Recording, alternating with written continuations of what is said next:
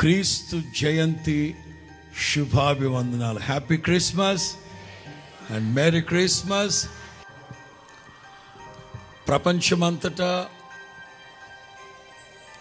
తెలిసిన పండగ, ప్రపంచమంతటా జరుపుకునే పండగ క్రిస్మస్.